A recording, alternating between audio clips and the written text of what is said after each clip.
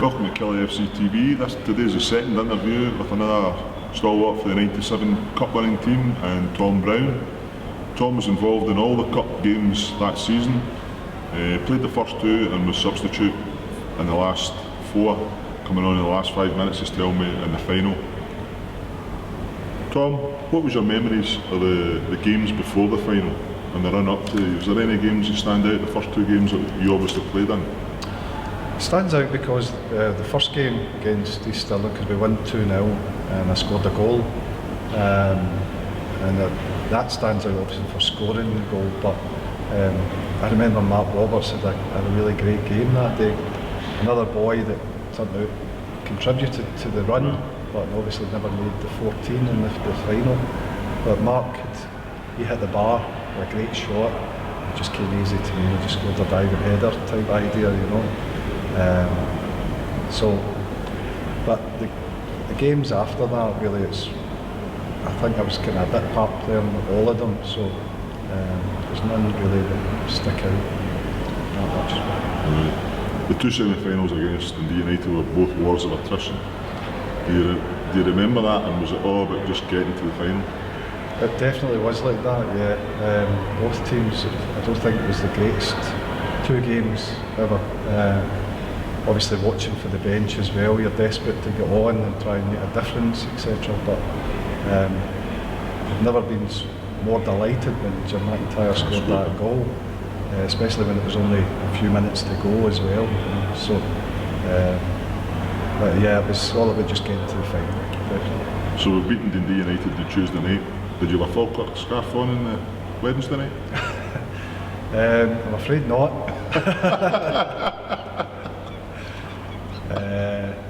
I'll not ask any more questions, why? No, but no, certainly not. Being from Glasgow, let's just put it that way, being from Glasgow, you're either one side or the other.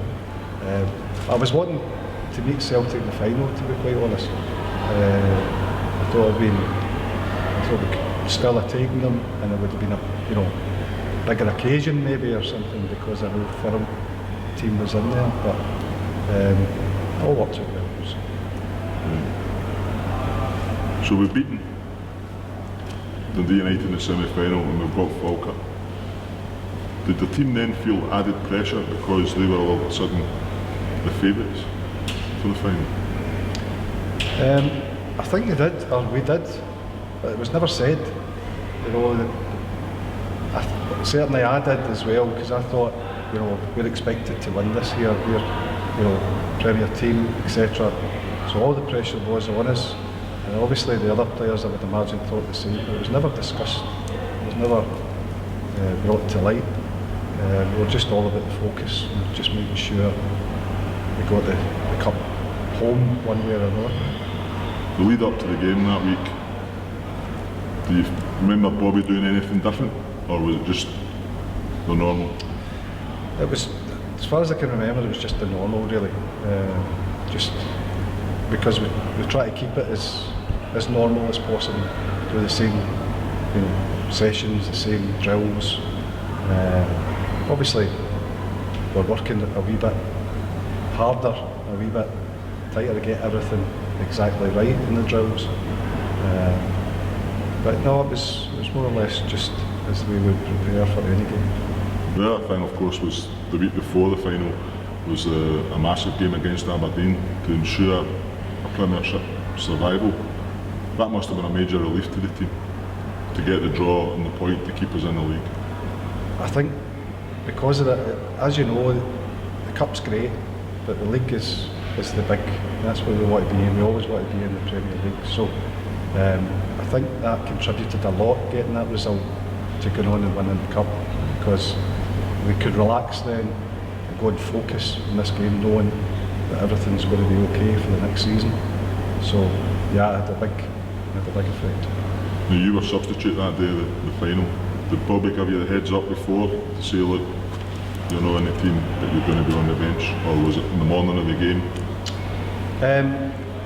I'm not sure if it was the morning of the game or the day before, but what he did do was he told us the 11 it was going to be, and the other 8 guys, whatever, took us into a room and said to us, look, you know, I want to play you all, I want you all to be involved, we just can't. He says, so take these away, and I'm naming my subs just now, so that you know that we're all going there together, you know, we're all a squad, everybody's contributed throughout the run. He says, but I can only choose 3, and he just named myself, John Henry and Ali, obviously. So it was disappointing for guys like Mark Roberts, Billy Finlay, Derek Anderson, these guys, but they were great, you know, they were fantastic. Supported the team. Totally, absolutely. Was that one thing that stood out about that team? There was a great camaraderie and team spirit amongst the group, even though the group of say 20 odd players. Oh, it was. That's what even come back today and seeing the guys today. Obviously, I spoke to a couple of the players there. I've not seen them for years, but the team spirit was amazing, absolutely amazing. It didn't. These guys knew we had contributed to the run, and even I was the same. I wasn't certain that I was going to be on the bench either, but I was going to be totally supportive of the guys that are there because we started it together and we won it together. The game itself, did it pass in a flash for you, or is there any bits that stand out you can remember? Obviously the goal, Paul's goal, that's really the standout. I don't remember it being a great game, to be quite honest, it wasn't. But just desperate to get on, so you're out warming up all the time, and so you're not really, it's not as though you're not watching the game, you're warming up and you're trying to focus your head, and just in case you're called upon. I just kept watching the clock thinking, I'm not going to get on here, I'm not going to get on, I'll be so disappointed if I don't actually take part, you know. But as I say, I think it was 5 minutes to go, Bobby says, look, you're on. I don't know if I think John Henry went on first, I don't know if it was me or Ali went on next, but I was just delighted to get. You mentioned before camera started rolling that you were picking up the Falkirk player that scored that offside goal, which was definitely offside. Of course. One or two of your teammates were giving you a bit of stick. You want to tell us about that? Yeah, well, when I went on, it was just before the corner, or the free kick, whatever it was. Or in fact, I think it was a throw-in, and the boy Gray, I think he's a long throw. That's right. So I think he's threw it in, and I think the big boy James or whatever has knocked it on. But I'd been told to mark Neil Oliver, and I've got him with the jersey and I'm holding him, and but then for whatever reason I've let go, and the knock-ons came this side of me. I turned round and the man I'm marking just scored the goal. But as Gus McPherson and Raymond Montgomery turned round, he started shouting and bawling at me. I spotted the linesman had already had his flag up. So I just walked away with a swagger, just said, look, sorry, don't worry about it, it's cool. So, but it was a big fight. I got a big fight. A wake-up call. Oh, a wake-up call. Oh. So the final whistle went. What was your overriding emotion? It's hard to say at that time, but especially for a guy like myself who came into football late, I was 25 when I came to Kilmarnock from the juniors. I don't think you're going to get an opportunity to even play professional football.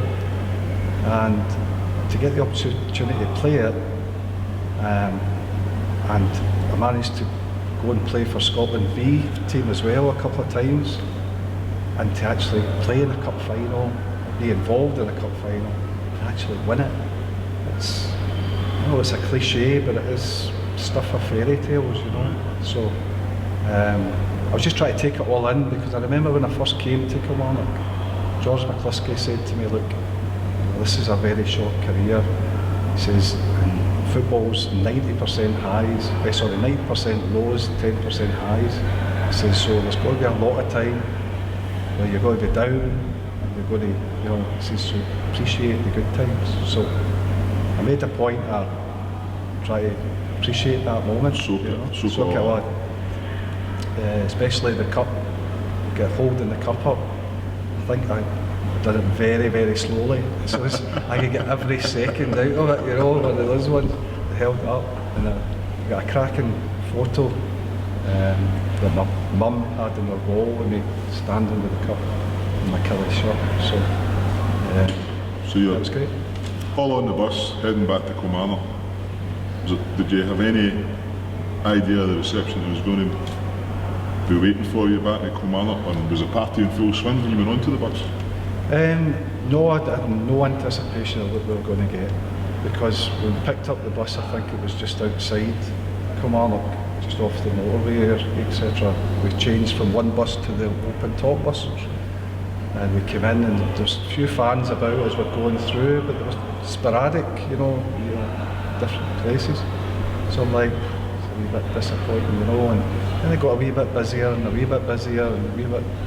But when we turned into John Finney Street, you're like, oh my God. So it just blew me away. That was amazing. But my wife, she was 7 months pregnant at the time. She's up, you know, on the top of the bus, so I was trying to look after her and appreciate the moment as well, you know. So, but, something you'll never forget. Was that the highlight of your career in football? Yeah, I think just Tommy Burns brought me and signed a professional contract. I think that was, because you grow up as a boy, you want to be a professional footballer. So that was the highlight. Scoring in my debut against Dundee, obviously, and winning 1-0, that was amazing as well, you know. But yeah, I think it culminated in John Finney Street that day. And that's what I said to the guys earlier, that I was going to drive in today, and I thought, we'll get the train so as I could take a walk down John Finney Street, because I've not been back to Kilmarnock for a while, you know. So it was great. I brought back good memories flooding back. Oh, amazing. And I asked Tom, the team's never had a reunion. You'll be looking forward to it on the 20th of May. Oh, I can't wait. I can't wait. I've seen obviously Gary Holt and Ali Mitchell today. It was great to see them. I've not seen them in a while. And I've not seen the other boys for a long time. So, but it was just like old times with those guys today, and I know it's just going to be like old times. Come The dancing. the dancing. So, no, I'm looking forward to that. Fantastic. Tom, thanks very much for your time. Welcome. Pleasure. Thanks very much.